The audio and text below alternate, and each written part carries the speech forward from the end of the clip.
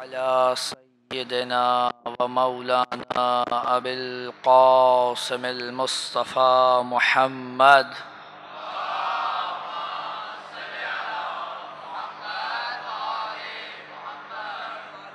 وعلى أهل البيته الطيبين الطاهرين المعصومين المظلومين المنتجبين المنتخبين ولعنة الله على أعدائهم أجمعين من الأولين والآخرين يا رب العالمين. أما بعد فقد قال سبحانه وتعالى في محكم كتابه المجيد: فأعوذ بالله من الشيطان الرجيم بسم الله الرحمن الرحيم. السابقون الأولون من المهاجرين والأنصار والذين اتبعهم بالإحسان رضي الله عنه ورضوا عنه. صلوات بھیج دیجئے محمد و آل محمد.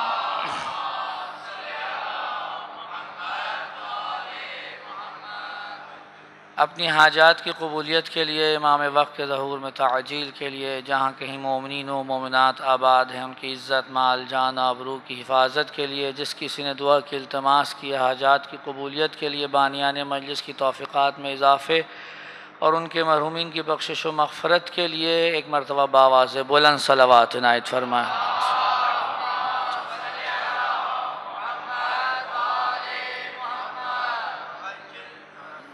عزیزان محترم، پروردگار عالم کا صد شکر کہ اس نے ایک مرتبہ پھر یہ سعادت بخشی کہ ان ذوات مقدسہ کے ذکر سے اپنے قلوب کو منور کریں کہ جن کے نور سے یہ عالمین منور ہیں. انسان جس قدر اپنے رب کی جانب سفر اختیار کرتا ہے اس قدر پروردگار اسے نورانی فرماتا ہے، اور اس کی طرف سے یہ عطا کردہ نور کبھی بھی اس نور اول سے جدا رہتے ہوئے عطا نہیں ہوتا جسے اس نے تمام کائنات کے لیے مبدأ قرار دیا ہے. یہ جو فیض ہے اس عالم میں بڑھتا ہوا، یہ سب کا سب اس فیاض کی دین ہے جس کی ذات میں فیض رسانی اس قدر تقویت رکھتی ہے کہ اسے فیض پہنچانے کے لیے نہ سوچنا پڑتا ہے، نہ سمجھنا پڑتا ہے، نہ اس پر یہ گراں گزرتی ہے، بلکہ اس کی ذات اپنے ذات میں خود بخود ایک ایسا ملکہ رکھتی ہے کہ جب سے ذات ہے اس کا فیض جاری و ساری ہے.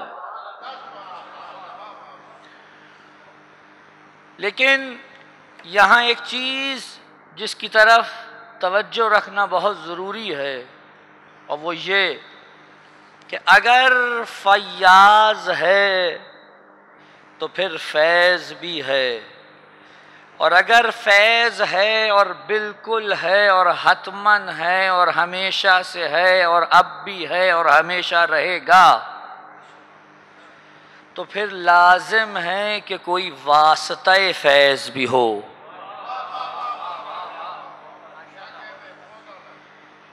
کیونکہ خداوند عالم ایک ایسی ذات ہے کہ اگر کوئی شخص یہ چاہے کہ براہ راست اس سے اس کا فیض حاصل کرے، تو اگر میرے جوان توجہ فرمائیں تو میں ایک جملہ کہنا چاہتا ہوں.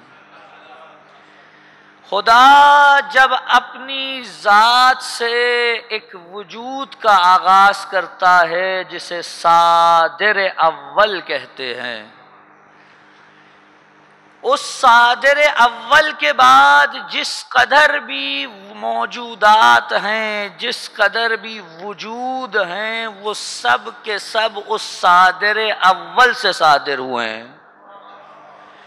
اللہ کیونکہ واحد ہے اس لیے اس کی وحدانیت پر ہونے کی دلیل اور اس کی وحدانیت پر ہونے کا تقاضا یہ ہے کہ واحد سے بس واحد ہی صادر ہو سکتا ہے،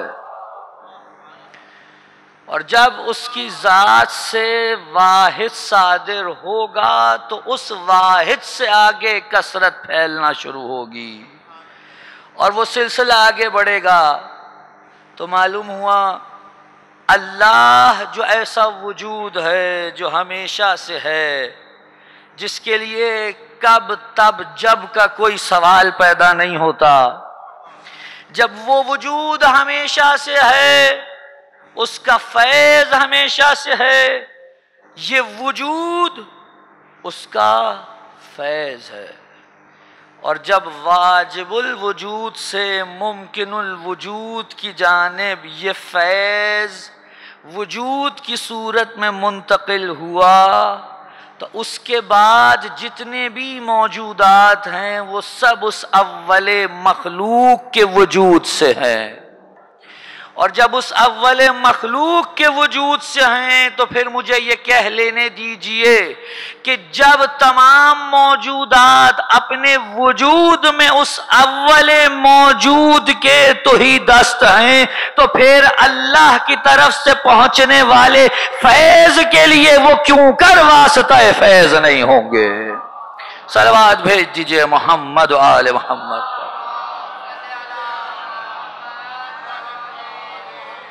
ایک اور صلوات بھی عنایت فرمائیں گے۔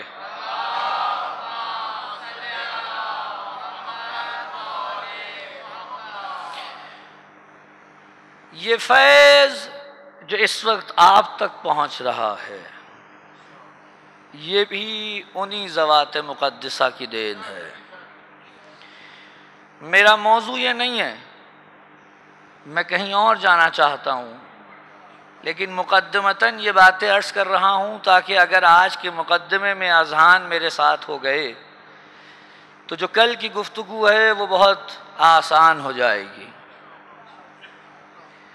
حضور، اگر آپ کے پاس کوئی درخت یا پودا ہو اور آپ یہ چاہیں کہ اس پودے کو پانی دیں، یا میں جملہ واپس لے کر اس کو یوں بدلوں کہ آپ کے پاس ایک درخت یا پودا ہو اور اس کے جو پتے ہیں وہ مرجھانے لگیں اور آپ کو ایسا لگے کہ اس کے پتے مرجھا رہے ہیں پانی کی کمی کی وجہ سے، تو آپ ان پتوں کو اگر دوبارہ سے زندگی بخشنا چاہیں تو پانی پتوں کو دیں گے یا جڑوں کو؟ توجہ فرمائیں۔ اگر کوئی شخص سرنج میں پانی بھر کر پتے کو پانی دینے لگے تو وہ آپ دیکھ کر کیا کہیں گے کہ یہ کیا کر رہا ہے؟ کوئی بھی صاحب خرد اس کے اس عمل کو اون کرے گا؟ کوئی کہے گا ہاں چلو اس کے بعد اب پودے کی زندگی کا کوئی اثر ہم تک پہنچے گا؟ حضور، پانی تو پتے کو چاہیے تھا، تو دیجئے پھر پتے کو۔ کہ نہیں، چاہیے پتے کو لیکن یہ دیا جڑ کو جائے گا، کیونکہ اس میں یہ قوت نہیں ہے کہ براہ راست اس پانی کو اخذ کرے، اس میں یہ قوت نہیں ہے، اس کی یہ ظرفیت نہیں ہے، اس کی یہ قابلیت نہیں ہے کہ براہ راست اسے پانی دیں۔ دیتے بھی رہیں تو اس کو حیات نہیں مل سکتی۔ جس طرح اس پتے کو پانی دینے کے لیے، دوسرے لفظوں میں فیض پہنچانے کے لیے ضروری ہے کہ جڑ کا رخ کر کے وہاں پانی دیا جائے، ویسے ہی ضروری ہے کہ جب واجب الوجود اپنا فیض پہنچانا چاہے تو وہ ہر ایک کو براہ راست نہیں دے گا، وہ اس مرکز فیض پر نازل کرے گا اور وہاں سے ساری کائنات میں فیض تقسیم ہوگا۔ اللہ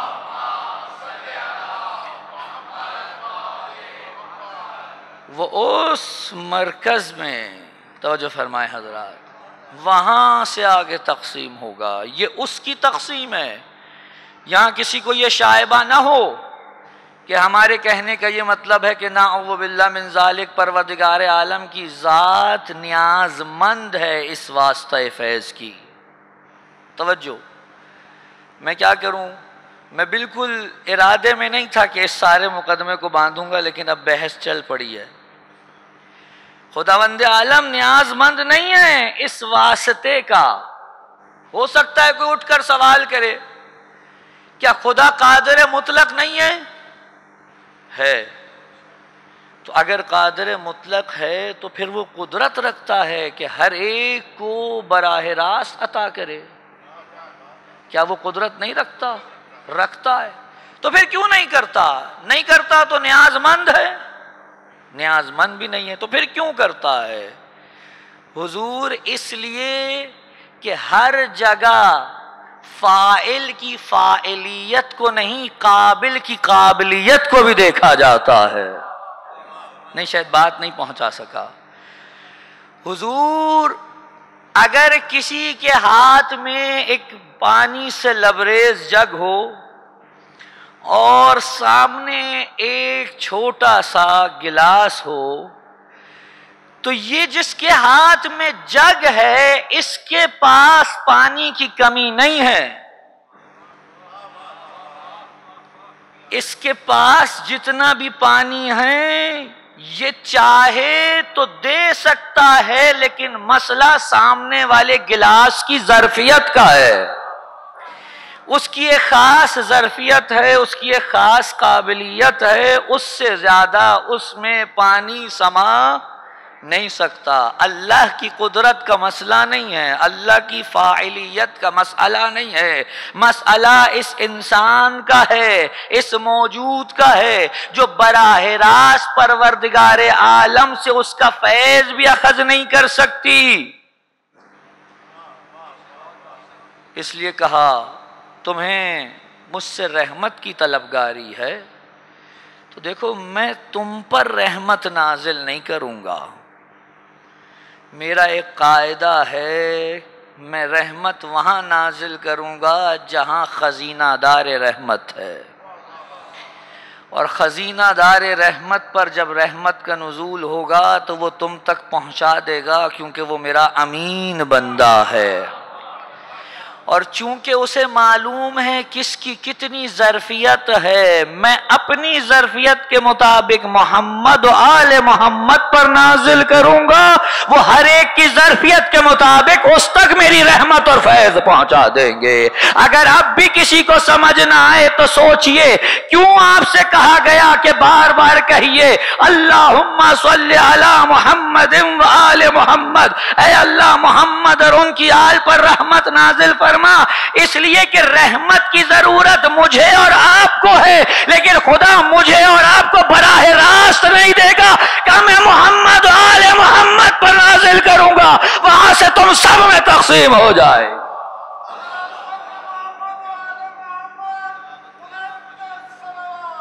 اللہ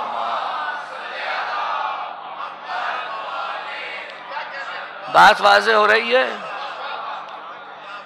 حضور آپ تک پہنچانے کے لیے بہت سے فیض ہیں، یہ مادی فیض براہ راست نہیں آتا۔ میں آپ سے مخاطب ہوں، آپ مجھے سماعت فرما رہے ہیں، آپ کی سماعت خراشی کر رہا ہوں، یہ آواز آپ تک پہنچ رہی ہے ایک مائک سسٹم کے ذریعے، ساؤنڈ سسٹم کے ذریعے۔ توجہ نہیں فرما رہے حضرات؟ میں اس بچے سے پوچھوں بیٹا یہ بتاؤ کہ یہ کیسے چلتا ہے، کہا بجلی سے، بجلی نہ ہو تو یہ نہیں چلے گا۔ یہ پنکھا کیسے چلتا ہے، کہا بجلی سے، بجلی نہ ہو تو نہیں چلے گا۔ توجہ فرما رہے ہیں حضرات؟ یہ کیمرہ کیسے چلتا ہے، بجلی سے۔ ہر چیز کیسے چل رہی ہے، الیکٹرک انسٹرومنٹس، کہا یہ بجلی سے چل رہے ہیں۔ کہا یہ بجلی کہاں سے آتی ہے، کہا یہ بجلی آتی ہے مثال کے طور پہ ہمارے یہاں ہائیڈرو الیکٹریسٹی ہے، کہ وہ ایک بہت بڑا پانی کا ذخیرہ ہے، وہاں سے آتی ہے. اور بعض لوگ آج تک یہی سمجھتے ہیں کہ بجلی پانی سے نکلتی ہے. توجہ ہے حضرات کی؟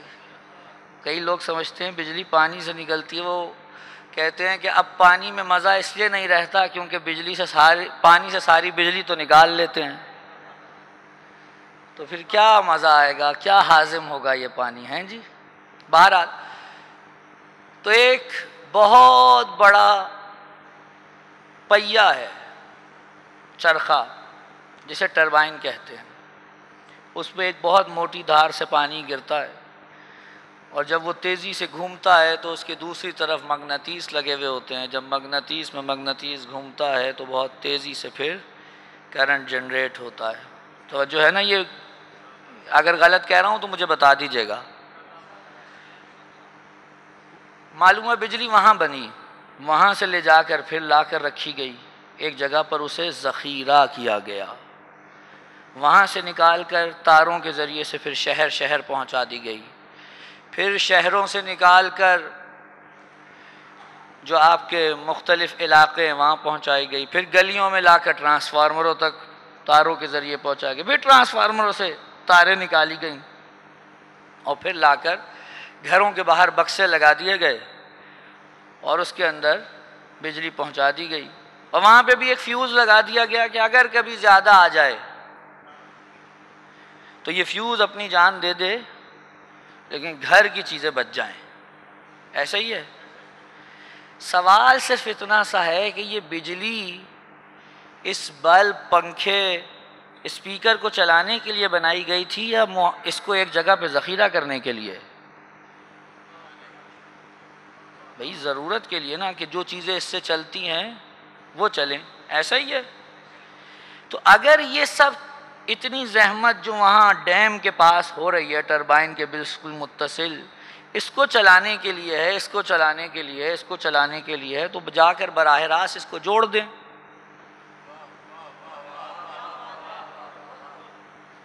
بھئی اسی کے لیے ہے نا زحمت ساری، تو جوڑ دیں جا کے براہ راست. کوئی مانے گا؟ کیوں؟ کہے گا جیسے ہی اس سے جڑے گی اپنی جان دے کر اعلان کرے گی مجھ میں اس کو برداشت کرنے کی ظرفیت نہیں ہے. تو اس کو اس قابل کرنے کے لیے بنی اس کے لیے ہے، لیکن اس کو اس کی ظرفیت کے مطابق بجلی فراہم کرنے کے لیے ایک مقام پہ ذخیرہ کی گئی، اور پھر اس قدر جس قدر اس کی ضرورت ہے، نہ اس سے کم نہ اس سے زیادہ. اتنی ظرفیت ہے اتنی ہی رہے، نہ کم ہو نہ زیادہ ہو. یہ معاملہ آپ کے یہاں اس مادی برق کا ہے. اب آپ سوچئے جب یہ اپنی ظرفیت سے کم یا زیادہ کوئی چیز براہ راست اس اصل منبع سے اخذ نہیں کر سکتی، تو یہ انسان محمد و آل محمد کو ہٹا کر کوئی چیز براہ راست پروردگار سے کیسے اخذ کریں گے؟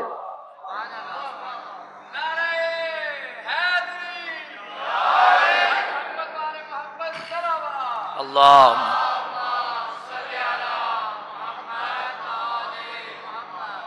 ممکن نہیں ہے ان کے لیے. اور چونکہ خدا کو پتہ ہے یہ میرے امین بندے ہیں، توجہ فرمائیں گا، جب بھی آپ کہیں ذخیرہ کریں تو ذخیرہ وہیں ہوتا ہے جہاں امانت داری ہو.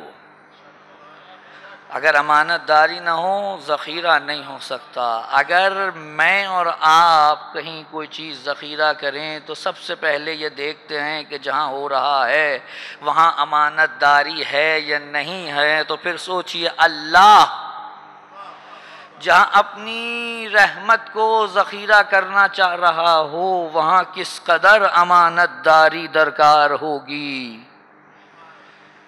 اور چونکہ وہ اس کے امین بندے ہیں لہٰذا جس کو جتنی ضرورت ہوتی ہے اس کو اس کی ظرفیت کے مطابق عطا کر دیا جاتا ہے.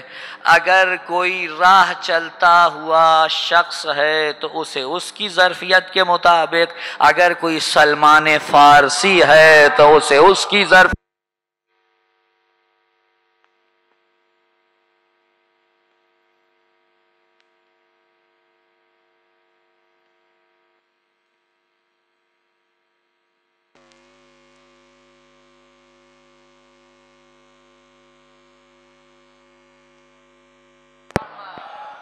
ایک اور صلوات عنایت فرما دیں.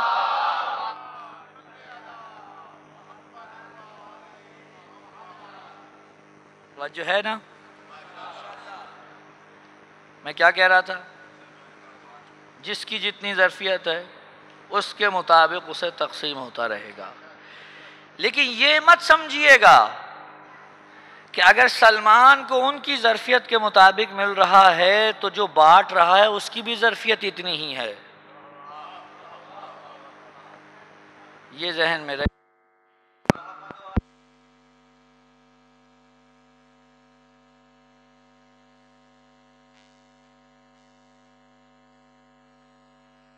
بانٹ رہا ہے اس کی ظرفیت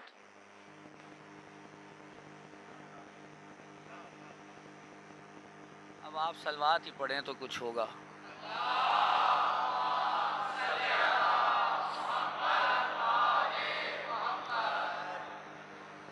میں نے خود کو والنٹیرلی پیش کیا ہے.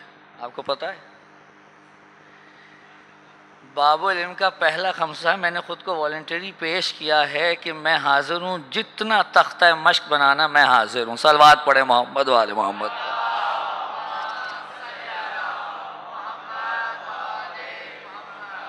ایک اور صلوات عنایت فرمائے.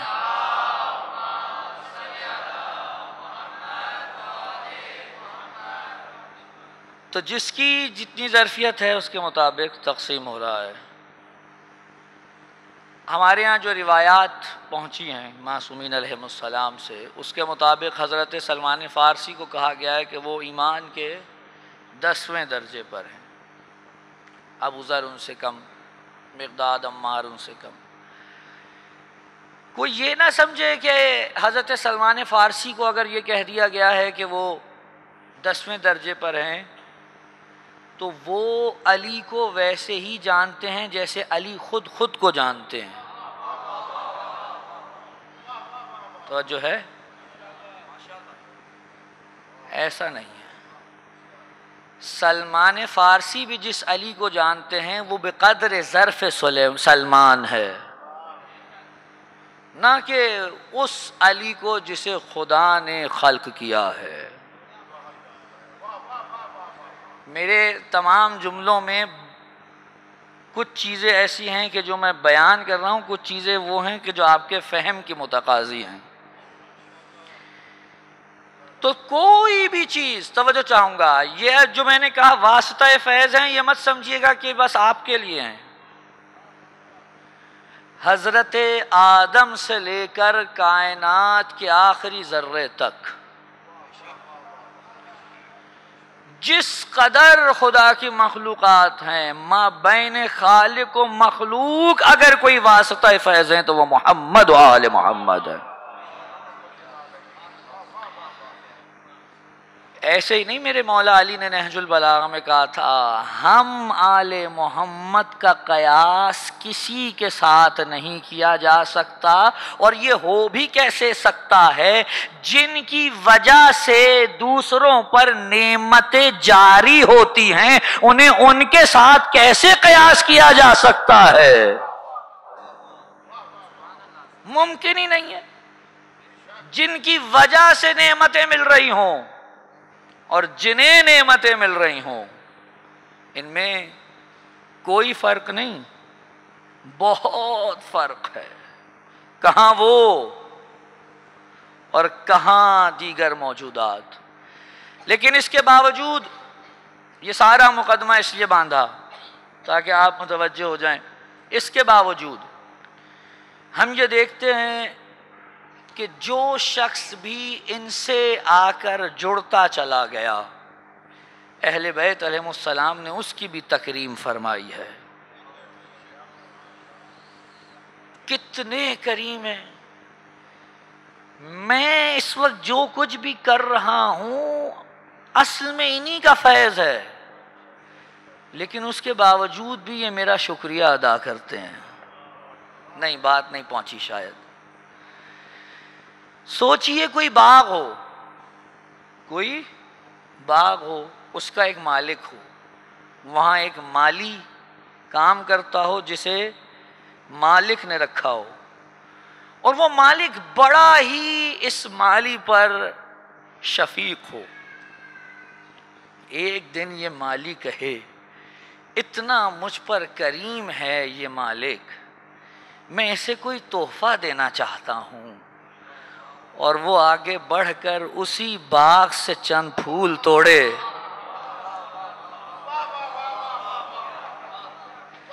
اور ان پھولوں کو توڑ کر اس مالک کے سامنے گلدستہ بنا کر پیش کرے اور کہے قبلہ یہ میری طرف سے تحفہ لے لیجئے، تو چونکہ وہ کریم ہے لہٰذا یہ نہیں کہے گا تم میرے ہی باغ سے لے کر مجھے دے رہے ہو، وہ فوراً کہے گا ہاں تمہارا شکریہ کہ تم نے دیا، ہم جو کچھ بھی اہل بیت کے لیے کر رہے ہیں یہ سب انہی سے لے کر انہی کو دے رہے ہیں۔ صلوات بھیج دے محمد والو۔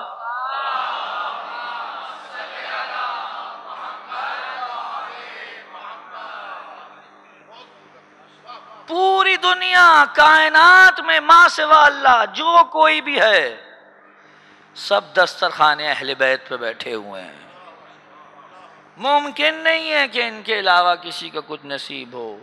اور عفا کیا خوبصورت جملہ فرماتے ہیں اللہ کی طرف سے کچھ آنا ہوتا ہے، یہاں سے بندہ کچھ بھیجتا ہے، اتنی بات انسان ذہن میں اتار لے کہ وہاں سے کچھ ان کے بغیر آتا نہیں ہے، یہاں سے ان کے بغیر کچھ جاتا نہیں ہے۔ یہی بیچ میں واسطہ ہیں خالق اور مخلوق کے۔ اب سوچئے کس قدر خدا کا کرم، کس قدر فضل، کس قدر لطف ہے کہ جن کے دسترخوان پر پوری کائنات بیٹھی ہوئی ہے، آپ ان کے کھا تو رہے ہیں اور پوری دنیا ہی کھا رہی ہے، لیکن آپ میں اور دیگران میں بس اتنا فرق ہے، دیگر کھا ان کا رہے ہیں، گن کسی اور کے گا رہے ہیں، آپ انہی کا کھا رہے ہیں، انہی کے گن گا رہے ہیں۔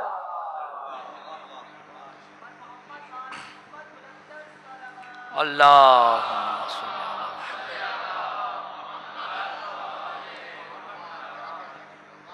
سب کو ادھر سے ہی حاصل ہو رہا ہے۔ جب سب کو ادھر سے حاصل ہو رہا ہے تو کوئی یہ نہیں سمجھ بھی نہیں سکتا، ممکن نہیں ہے کہ وہ یہ کہے کہ میں نے ان کے لیے کچھ کیا ہے۔ نہیں حضور، ہم نے ان کے لیے کیا کرنا ہے؟ ہمارا تو وجود ان کی بدولت ہے، صرف ہمارا نہیں، کل کائنات کا وجود ان کی بدولت ہے۔ جس طرح سے اس مالی سے وہ کریم مالک قبول کر لیتا ہے، ویسے ہی یہ کریم ان افراد سے کہ جو انہی کے دسترخوان پہ بیٹھے ہوئے ہیں ان کے دیے ہوئے ہدیے قبول کر لیتے ہیں۔ اگر آپ تصور کریں اور میرے ساتھ چلیں تو آپ کو معلوم ہوگا کہ جن افراد نے خود کو ان کے در پہ لا کر چھوڑا، ان کے در سے وابستہ ہوئے اور پھر انہی کے کھایا تو انہی کے گن بھی گائے، ان کے لیے ہمارے معصومین ایک خاص فضیلت کے قائل ہوئے ہیں۔ اگر سلمان فارسی کی شان میں اتنی احادیث آ رہی ہیں، ابو ذر کی شان میں آ رہی ہیں، عمار و مقداد کی شان میں آ رہی ہیں، تو ایسا نہیں ہے کہ ان کے پاس کوئی ایسی چیز ہے جو خود ان کی اپنی ہے، وہ تو سب اہل بیت کی دی ہوئی تھی، لیکن پھر بھی ان کے شکر گزار دکھائی دیتے۔ اور موضوع آج اور اس کے بعد کی تقریروں میں جو چنا گیا ہے وہ یہی ہے۔ آپ کہیں گے کیا ہے جی؟ میرے مولا امام سید سجاد زین العابدین علیہ الصلاۃ والسلام کی ایک معروف کتاب ہے، کیا؟ صحیفہ سجادیہ۔ اس میں میرے مولا نے مختلف دعائیں ارشاد فرمائی ہیں، چوتھی دعا کس کے بارے میں؟ نہیں، ہم تو پہلی ہے، نہیں، ایک کوئی اور بولے 3 پورے ہو جائیں تو میں آگے بڑھ جاؤں گا، نہیں، چوتھی دعا ہے حضور ان افراد کے بارے میں جنہوں نے بالعموم انبیاء اور رسول کا ساتھ دیا، اور بالخصوص وہ اصحاب باصفا جو رسول اللہ کے ساتھ تھے۔ پریشانی تو نہیں ہو گئی؟ اس دعا میں میرے مولا نے ان افراد پر درود و سلام بھیجا ہے جو صحیح معنی میں رسول کے ساتھی تھے۔ آپ کہیں کیا ضرورت پڑی تھی اس موضوع کو چننے کی؟ بھئی کسی موضوع کو چنا جائے تو وجہ ہونی چاہیے نا کوئی۔ یہ موضوع کیوں چنا؟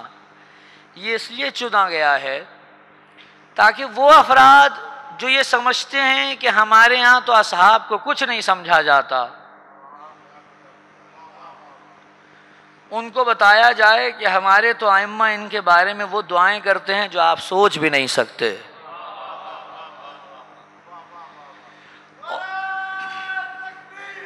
اللہ اکبر یا رسول اللہ۔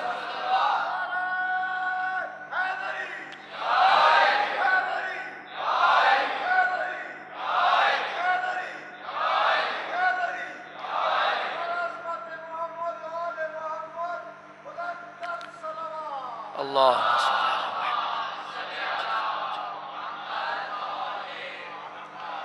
پتہ چلے کہ کیا عظمت بیان ہوئی ہے۔ ایک اور پہلو بھی ہے۔ اب میں ایک پورے پاکستان کی غالباً عالم تشیع کی سب سے بڑی درسگاہ میں اس وقت بیٹھا ہوا ہوں، اور یہ جملہ مجھے کہتے ہوئے کچھ تکلیف بھی ہو رہی ہے، لیکن یہ ضروری بھی ہے، کیا کیا جائے۔ ایک تو اس لیے کہ جو لوگ یہ کہتے ہیں کہ شیعوں کے ہاں انہیں کچھ نہیں سمجھا جاتا، انہیں بتایا جائے کہ ہم انہیں کیا سمجھتے ہیں، اور ایک وہ جو ہم میں گھس بیٹھے ہیں اور جو یہ کہتے ہیں کہ جناب آپ کسی کو کچھ نہ کہیے، انہیں ہم یہ بتائیں کہ حضور ہم بس انہیں ہی سمجھتے ہیں جنہیں ہمارے اہل البیت سمجھتے ہیں۔ یہ ضروری ہو گیا ہے، معذرت کے ساتھ یہ ضروری ہو گیا ہے۔ عالم تشیع میں بہت سے ادوار آئے، کبھی کوئی مشکل تو کبھی کوئی مشکل۔ اب اس وقت مشکل یہ ہو گئی ہے کہ بعض اوقات ہمارے وہ افراد کہ جو یا کم سمجھی میں یا کسی غرض کے تحت ہمارے مراجع کے فتاوی کو صحیح سے یا تو سمجھتے نہیں ہیں یا سمجھنا نہیں چاہتے۔ کہیں ہمارے مراجع نے یہ حکم نہیں دیا کہ آپ اپنے عقیدوں سے دستبردار ہوئیے۔ ہماری اول و آخر اساس یہ ہے کہ الحب للہ والبغض للہ، محبت بھی کرنی ہے تو اللہ کے لیے، بغض بھی رکھنا ہے تو اللہ کے لیے۔ اور اس میں ہم کسی سیاسی بیانیے کے قائل نہیں ہیں۔ یہاں سیاسی بیانے سے مراد آپ کے ملک کی سیاست سے متعلق کہہ رہا ہوں، ورنہ وہ والی سیاست نہیں جو جناب امیر فرمایا کرتے تھے۔ صلوات بھیج دیجئے محمد و آل محمد کو۔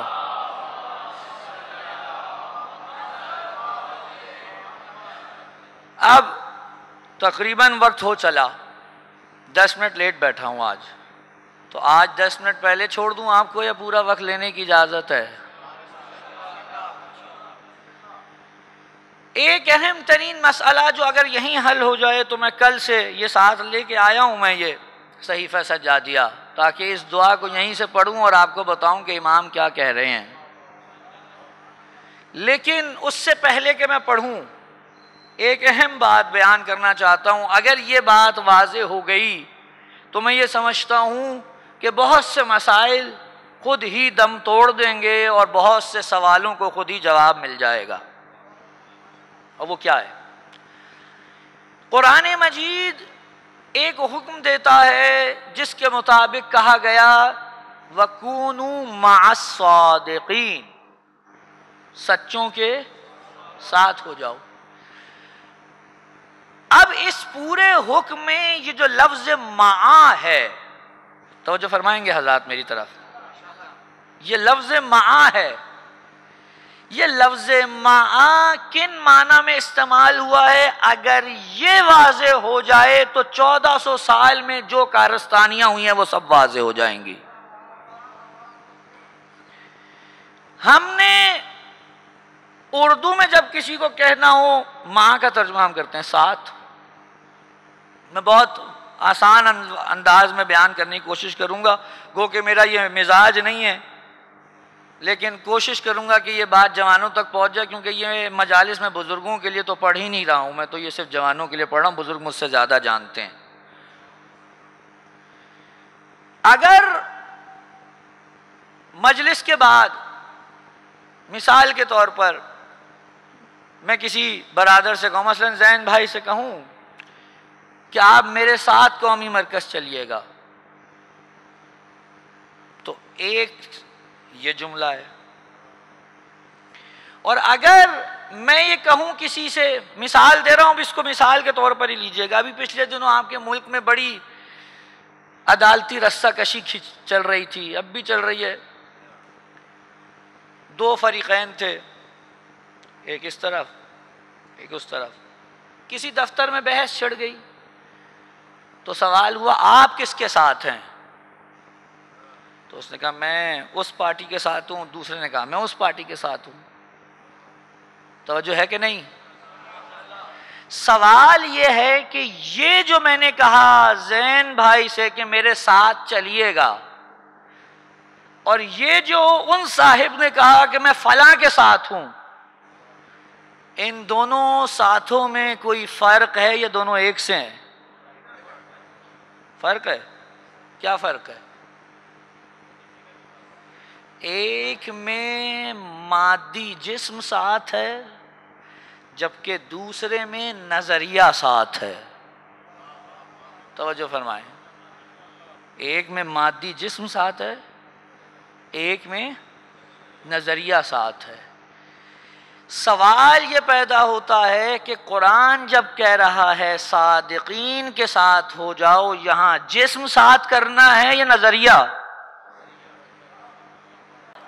جنگ جمل ہو چکی ہے، علی فاتح جنگ قرار پا چکے ہیں، ایسی فتح حاصل ہوئی کہ سب کہہ رہے ہیں کہ کیا بات ہے یا علی۔ اتنے میں علی نے حکم دیا کہ جو سامنے والوں کے کشتے ہیں انہیں اٹھا لیا جائے، اور جو ہمارے شہداء ہیں ان کو دفن کیا جائے۔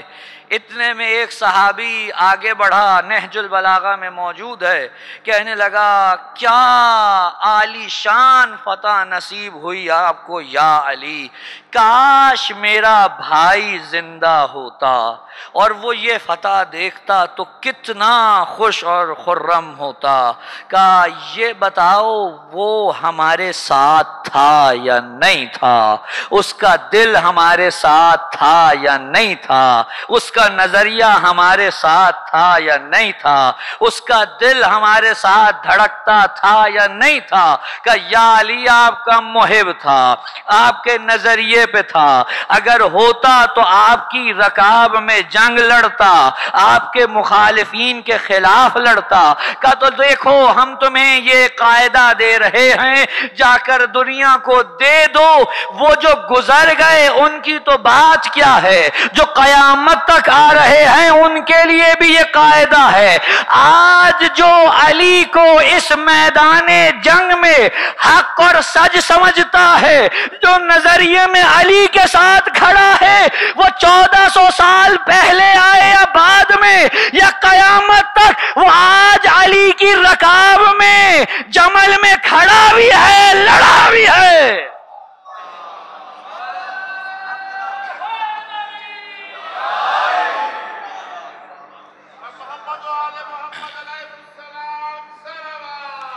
اللہم صلی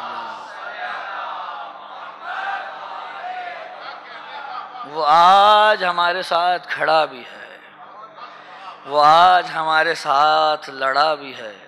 دیکھا آپ نے، بس نظریہ جڑا، نہ زمانہ بیچ میں حائل ہوا، نہیں بات نہیں پہنچ رہی، نہ زمانہ بیچ میں حائل ہوا، نہ مکان بیچ میں حائل ہوا، نہ یہ بات تھی کہ میں بصرے میں نہیں تھا، نہ یہ بات ہوئی کہ میں اس سن ہجری میں نہیں تھا، کہ نظریہ مل گیا ہے تم ہمارے ساتھ ہو، تم ہمارے ساتھ ہو۔ اللہ آپ سب کو زیارات پہ لے جائے۔ مشہد کی زیارت کر چکے ہیں؟ جنہوں نے کیا پروردگار قبول فرمائے، جو نہیں جا سکے انہیں سعادت سے بہرہ مند فرمائے۔ آپ جب زیارت کے لیے وہاں جائیں، یہ میری ایک جوانوں کو نصیحت ہے، جس امام کی بھی، جس صاحب مزار اور روضے کی زیارت کو جائیں، اس کے بارے میں آپ کو کچھ پتہ ضرور ہونا چاہیے۔ یہ نہ ہو کہ آپ جائیں کاظمین کی زیارت کو اور واپس آ کے بتائیں کہ میں سامرا سے ہو آیا ہوں۔ زیارت بامعرفت ہونی چاہیے۔ یہاں معرفت سے مراد گو کہ علماء نے جو لکھا ہے وہ تو بہت سنگین بات ہے، لیکن اگر یہ ظاہری معلومات تک بھی نہیں پتہ تو پھر تو پتہ نہیں کیا ہوگا۔ یہ نہیں پتہ کس کی زیارت کر کے آ گیا ہوں، ایسا نہیں ہونا چاہیے۔ توجہ ہے؟ آپ امام رضا علیہ السلام کی زیارت پہ جائیں تو آپ کو پتہ چلے، یا یہاں پہ علماء نے بھی بتایا ہوگا، بزرگان کو تو پتہ ہی ہے، جوانوں کی بات کر رہا ہوں۔ امام کے قدموں میں جانتے ہیں کس کی قبر ہے؟ مامون کی نہیں، ہارون کی۔ کس کی قبر ہے؟ ہارون الرشید کی۔ اب وہ بہت لمبا قصہ ہے، وہ نہیں عرض کر سکتا۔ المختصر یہ کہ ہارون پہلے سے دفن تھا اس مقام پر، اور مامون نے بڑی کوشش کی کہ کسی طریقے سے امام رضا علیہ السلام کو اس کے قدموں میں دفن کیا جائے، لیکن خدا کا کرنا ایسا ہوا کہ جہاں بھی کھودی کوئی چٹان برآمد ہوئی، کھدائی جاری نہیں رکھ سکے، دفن نہ کر سکے۔ بالآخر ہارون کے سرہانے امام کو دفن کیا گیا، اور اب اس کی قبر کہاں ہو گئی؟ امام کی پائنتی قدموں میں۔ کیا ہارون الرشید نظریے میں امام موسیٰ کاظم یا امام رضا سے مطابقت رکھتا تھا؟ کوئی معیت رکھتا تھا؟ نہیں۔ تو نظریے میں جب معیت نہیں رکھتا تھا تو کیا اس جسم کی معیت اسے کوئی فائدہ دے گی؟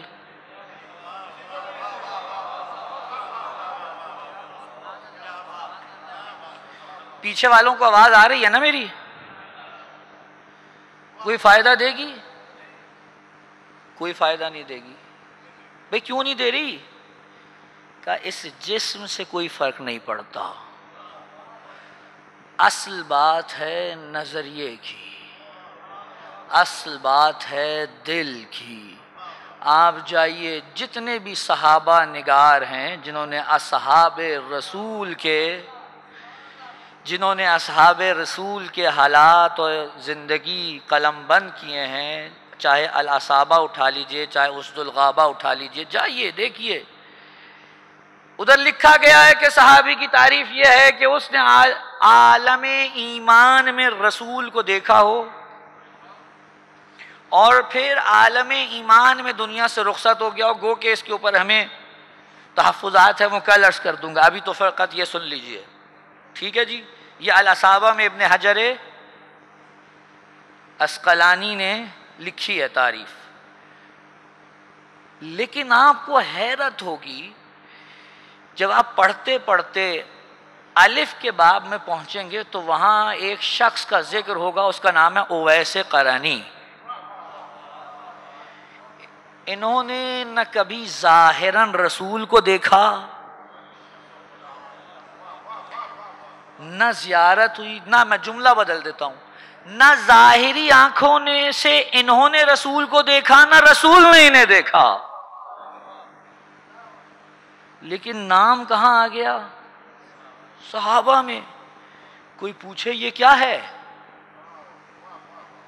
کوئی پوچھے یہ کیا ہوا؟ یہ کیسے ہوا؟ معلوم ہوا رسول بتا رہے ہیں معیت کسی اور شے کو کہتے ہیں. اے خدا کاش میں پہنچا پاؤں. معیت کسی اور شے کو کہتے ہیں. معیت اس کا نام ہے کہ جہاں بھی ہو تمہارا قلب اور نظریہ ہم سے ملا ہوا ہو. اگر قلب اور نظریہ مل جائے تو یہ مقام حاصل ہو جاتا ہے کہ جو ساتھ جسم ملائے بیٹھے ہیں رسول ان سے کہہ رہے ہیں اگر شفاعت کرانی ہو تو اویس سے کروا لینا.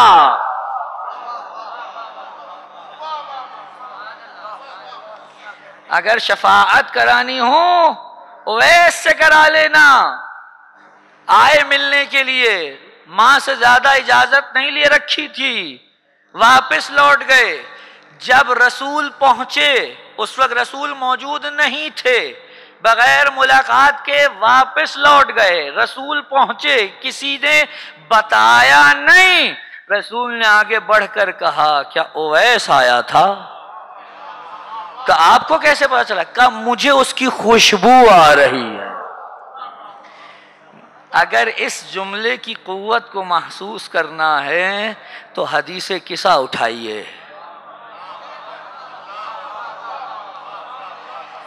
اس جملے کی قوت کو محسوس کرنا حدیث قصہ اٹھائیے. حسن آئے تو کیا کہا؟ مجھے خوشبو آ رہی ہے. حسین آئے تو کہا مجھے خوشبو آ رہی ہے. علی آئے تو کہہ رہے مجھے خوشبو آ رہی ہے. اس ایمان کی خوشبو ہی اور ہے, اسے ہر کوئی نہیں سونگھ سکتا.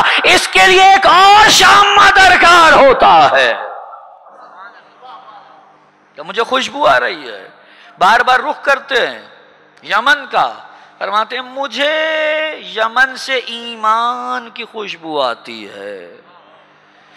جناب امیر صفین کی طرف رواں دواں ہیں کہ ایک مقام پہ علی نے کہا رک جاؤ, اور ساتھ والوں کا یہ کہنا تھا کہ نہیں یا علی جلدی پہنچنا ہے, نہیں تو وہ لوگ پانی پر قابض ہو جائیں گے اور اچھی جگہ ہاتھ سے نکل جائے گی.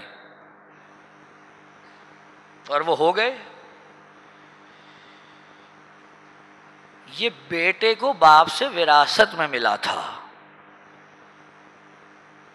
کربلا میں پہلی مرتبہ قبضہ نہیں ہوا پانی پر, یہ کہیں سے وراثت میں ملا ہے.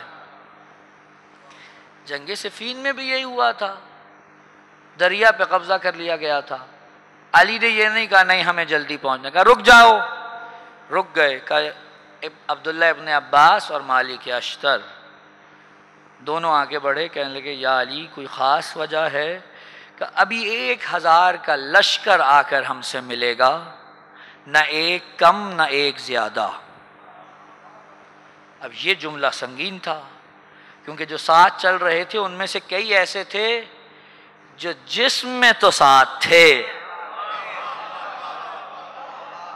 حضور کاش میرے ان جملوں کی قوت آپ علی کی جنگ سے لے کر رسول کی جنگوں تک پہنچا دیں. صلوات پڑھیں محمد و آل محمد پر.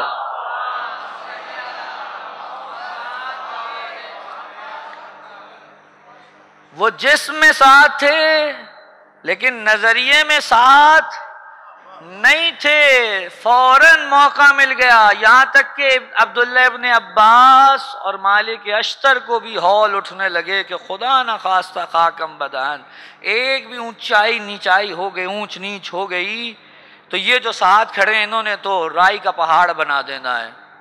کچھ دیر بعد دیکھا سامنے سے ایک لشکر آتا ہوا دکھائی دیا. حضرت عبداللہ ابن عباس ایک طرف کھڑے ہو گئے, حضرت مالک اشتر دوسری طرف کھڑے ہو گئے کہ ایک ایک کر کے ہمارے درمیان سے گزرو, ہم گنیں گے. گننا شروع ہوا. جب تمام ہوئی تو عبداللہ ابن عباس کے چہروں پر بھی ہوائیاں اڑی ہوئی ہیں اور مالک اشتر کا چہرہ بھی عجیب عالم میں ہے. کہا ابن عباس کتنے گنے؟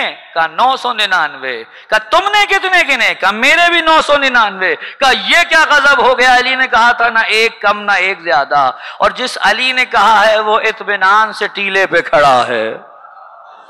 دوڑے ہوئے پہنچے، کہا آقا یہ کیا ہو گیا، 999 ہیں، 1000 نہیں ہوئے؟ کہا اپنے قلوب کو سنبھالو، وہ دیکھو سامنے سے اویس قرنی آ رہا ہے۔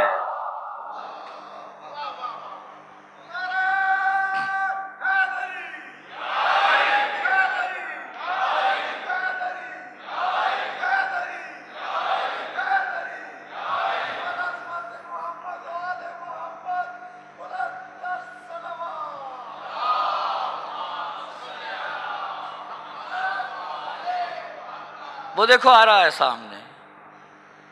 جانتے ہو اویس کا انجام کیا ہے؟ پشت پہ جب تیر لگے تو سیدھا چھوٹتے ہی جن باہوں میں گئے وہ علی کی تھی، دم علی کی باہوں میں نکلا ہے۔ یہ ہے معیت۔ ایسے ہی نہیں ائمہ نے کہا اگر تمہارے قلوب اور نظریے ہمارے ساتھ ملے ہوئے ہیں، کہیں بھی دفن ہو جاؤ اٹھو گے وادی السلام سے، اور اگر قلوب نہیں ملے ہوئے پھر کہیں بھی دفن ہو جاؤ اٹھو گے وادی برہوت سے۔ اس بات کو سمجھنے کی بہت ضرورت ہے۔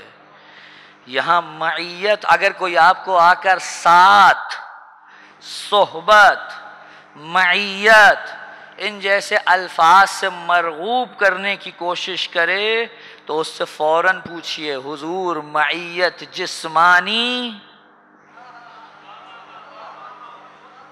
یا روحانی، نظریاتی یا مادی؟ اگر مادی ہے خدا کہتا ہے ہو یا نہ ہو، اگر دونوں ہیں تو نور علی نور، لیکن اگر ایک یعنی مادی نہیں ہے کوئی فرق نہیں پڑتا، کوئی فرق نہیں پڑتا، کیونکہ اگر اس سے فرق پڑتا ہوتا تو یہ عدل الہی کے خلاف ہے۔ بات پہنچ رہی ہے؟ یہ عدل الہی کے خلاف ہے، کیونکہ میں کہہ سکتا ہوں پروردگار میرا کیا قصور تھا، تو نے مجھے ایک خاص زمان و مکان میں پیدا کیا، مالی وسائل سے بھی نہیں نوازا، میں اپنے جسم کو کسی صادق کے جسم کے سامنے پیش نہ کر سکا، میرا کیا قصور ہے؟ کہا میرے عدل پہ اس وقت حرف اٹھے گا جب میں تم سے جسمانی تقاضا کروں، جسمانی معیت کا طلبگار ہوں، میں نے تو یہ مانگی نہیں ہے۔ آج بھی آپ نے روزے عاشور، کیا عجیب مرحلہ ہے، واقعاً عجیب مرحلہ ہے۔ روزے عاشور اعمال کیے ہوں گے، ایک جملہ کہا ہوگا کاش میں بھی ہوتا، آپ پر اپنی جان فدا کرتا، فوز عظیم پر فائز ہو جاتا۔ امام صادق علیہ السلام فرماتے ہیں جس نے یہ جملہ کہا، اس جملہ کہنے کی وجہ سے وہ ایسا ہے جیسے شہدائے کربلا کے ساتھ کربلا میں موجود تھا۔ مولا یہ کیا ہو گیا، میری تو نسل بھی موجود ہے، میرا تو گھر بھی سلامت ہے، سب کچھ ہے، نہ میری گردن کٹی، نہ میرے اعضاء و جوارے زخمی ہوئے، پھر یہ کیسے ہو گیا؟ کہ یہی بتانا ہے ان شہداء کے ساتھ تمہارا نظریہ ایک ہونا چاہیے۔ یہاں نظریہ ایک ہوا، وہاں تم کربلا میں کھڑے ہو، اور جن کا نظریہ ایک ہے ان کے لیے یہ کوئی معنی نہیں رکھتا کہ میں کہاں ہوں، کربلا میں ہوں یا نہیں ہوں، ان کے لیے تو یہ جملہ معنی رکھتا ہے کہ کل یوم عاشوراء وکل ارض کربلا، کیونکہ معیت کہیں بھی حاصل ہو سکتی ہے۔ بس زحمت تمام۔ عزادارو، آپ نے یہ دیکھا ہوگا کہ جب کسی کا انتقال ہو جاتا ہے تو محلے والے اکٹھے ہوتے ہیں۔ اگر جس گھر میں میت ہوئی ہے ان کے پاس وسائل نہ ہوں تو اہل محلہ اکٹھے ہو کر پیسے جمع کر کے کہتے ہیں ہم غسل و کفن کا بندوبست کر لیں گے۔ اور یہ ساری تہذیب اور اخلاق جس نبی نے ہمیں سکھایا، اسی نبی کا نواسا کربلا کی جلتی ریت پر 3 دن تک بے گور و کفن پڑا رہا۔ دنیا آ کر ہم سے سوال کرتی ہے کہ آپ امام حسین کو کیوں روتے ہیں؟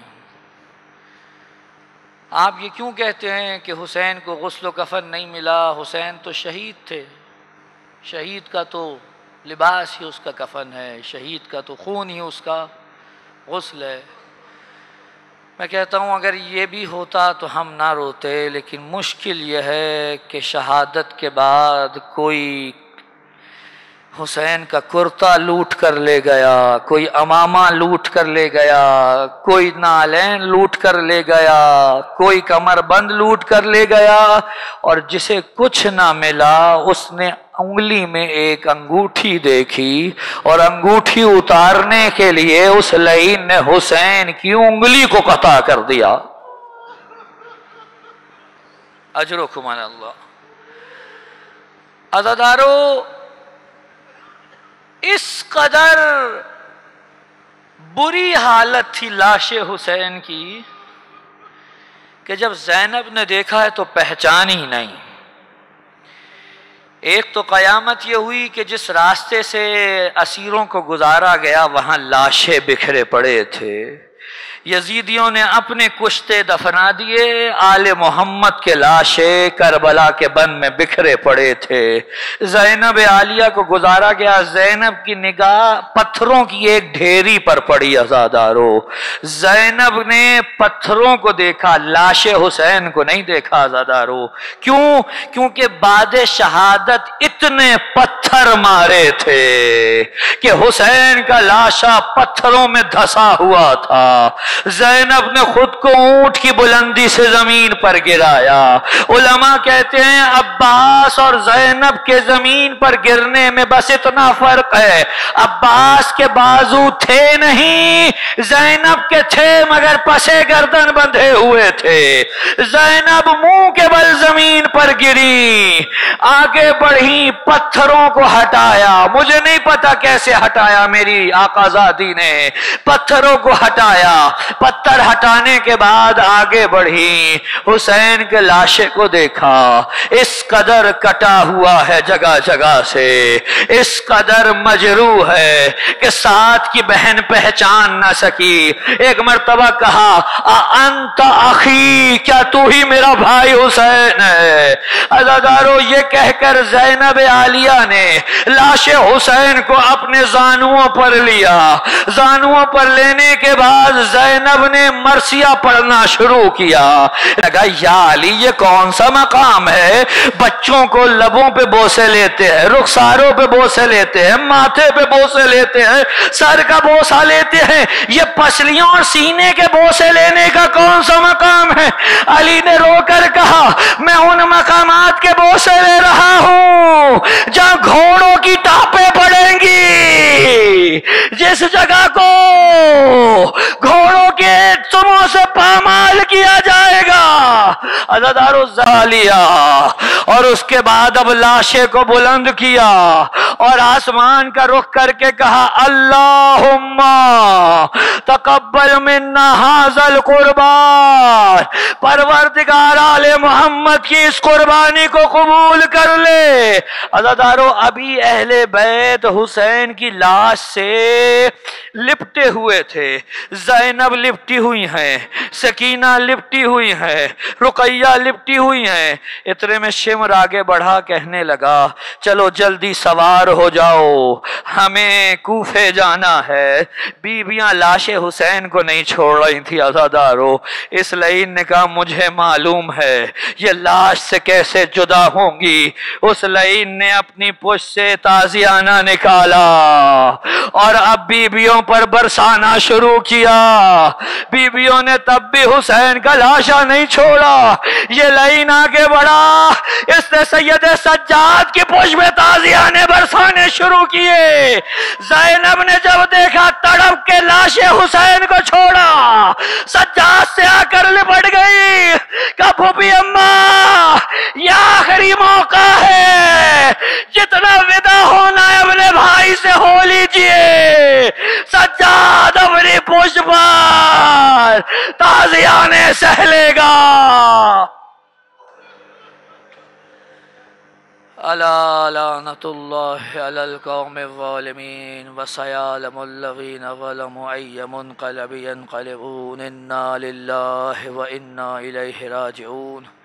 پروردگار جو عبادت کی سی اپنے بارگاہ میں قبول فرما، گناہ کبیرہ و صغیرہ سے درگزر فرما، جس نے بھی مومنین و مومنات دار فانی سے گزر گئے بخشش و مغفرت فرما، جو حاضرین موجود ہیں جس نے بھی دام درہم سخن قدم حصہ لیا میرے مالک توفیقات میں اضافہ فرما، بحق محمد و آلہ الطیبین الطاہرین المعصومین۔ تمام مومنین و مومنات، علماء کرام، مراجع الزام، شہداء ملت جعفریہ اور بالخصوص حسن رضا خواجہ صاحب کا یہ خانوادے کے جو محرومین ہیں انہیں شامل کرتے ہوئے ایک سورہ حمد و 3 مرتبہ سورہ اخلاص کی تلاوت فرماتے ہیں۔